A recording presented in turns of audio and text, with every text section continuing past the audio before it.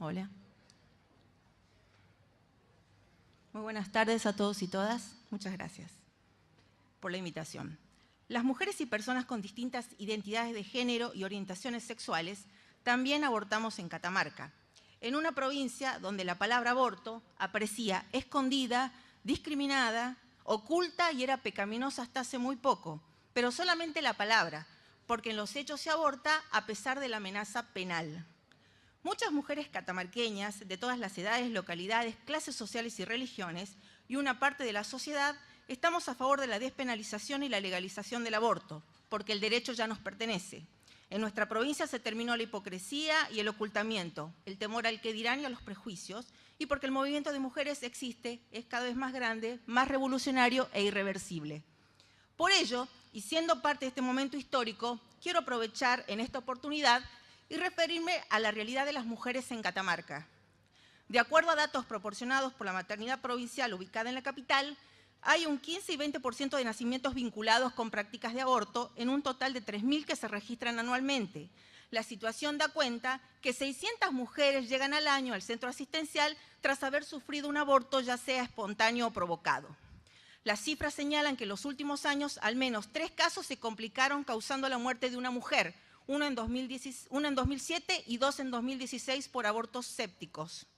Una de esas mujeres, Nancy Verónica Ibáñez, presente en nuestra memoria, murió tras someterse a un aborto realizado en una clínica privada en la localidad de Recreo, al oeste catamarqueño, ciudad a quien el ex obispo Miani ya en 2001 la llamaba la capital del aborto. Verónica tenía solo 22 años, pagó la práctica abortiva, día después se sintió mal, pero nunca contó que se había realizado un aborto. Como no pudo parar la infección, tuvo que ser trasladada a la capital, donde Verónica, sintiéndose morir, quebró a último momento su silencio y dijo a los médicos que la atendieron que se había sometido a un aborto. De nada puede culpársela. A Verónica la dejaron morir en una intervención absurda, clandestina y cara. La sometieron a la culpa nacida del temor a un juicio moral y a la cárcel. Ese sentimiento de culpa que aún subsiste en muchas mujeres de nuestra sociedad, porque de ser legal la práctica, Verónica estaría viva. Por eso se debe despenalizar y legalizar el aborto, ya que como han señalado varios organismos internacionales, muchos expertos y expertas en este lugar, la penalización resulta discriminatoria, pone en riesgo la vida y la salud de las mujeres. También es necesaria la legalización. El aborto no es solo una cuestión de salud pública, sino de justicia social. En Catamarca ni siquiera hay un transporte urbano de pasajeros en muchos lugares de nuestro interior donde las mujeres puedan acceder al sistema sanitario. Solo lo pueden hacer por movilidad propia, pagando remises hasta 600 pesos o haciendo dedo en la ruta. Muchas ciudades como San Antonio, Medanitos, la Puna catamarqueña, no tienen cloacas. Solo la calle principal tiene asfalto. La mayoría de las mujeres cobra aguachos subsidios por discapacidad. Y si tienen la suerte de ser empleados municipales, el máximo que ganan es 8.000 pesos. Según la encuesta permanente de hogares del INDEC, la desocupación de las mujeres llega al 8,2% y el desempleo llega a 10,4%. Esta realidad, el peso de lo cultural, el peso de lo clerical, que es muy alto, y la falta de acceso a la salud, igualmente sale a la luz la necesidad de una solución al embarazo no deseado, porque muchas veces las mujeres no deseamos los embarazos. Todo esto trae como consecuencia la búsqueda de soluciones o remedios caseros propios de la cultura popular. Todavía se usa ramas de perejil, diversos tés como de garbanzo, jarilla y de vez en cuando algún uso de misoprostol.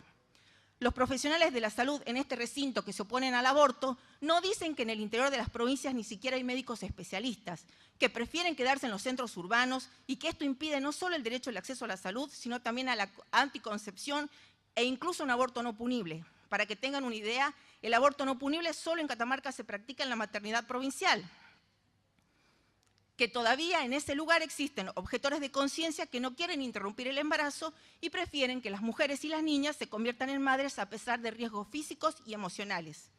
Esta realidad no hace más que agravar la situación de las mismas mujeres, llevándolas a un abismo de temores y riesgos propios de sus vidas.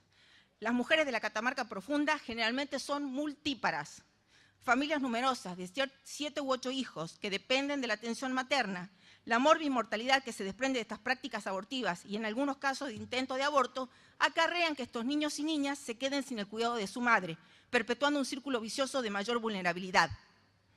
dejan de asistir a la escuela, en muchas ocasiones no concurren al hospital.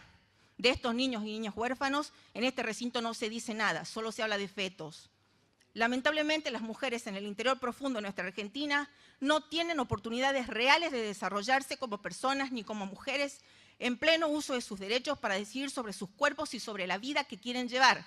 El machismo férreo, sumado a una presión clerical, está mucho más arraigado que en las grandes urbes, con una diferencia fundamental entre una mujer de la capital y del interior, que hace que ante un caso de aborto se la juzgue y si sobrevive que pidan cárcel.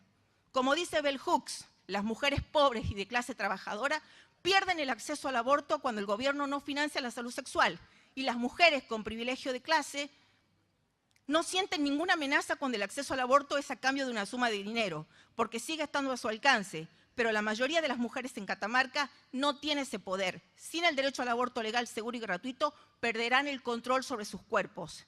Ninguna mujer o persona gestante puede estar siempre excluida de las políticas públicas, ni de la provincia de Buenos Aires, ni de Catamarca, Belén, Tinogasta o Fiambalá. Un minuto.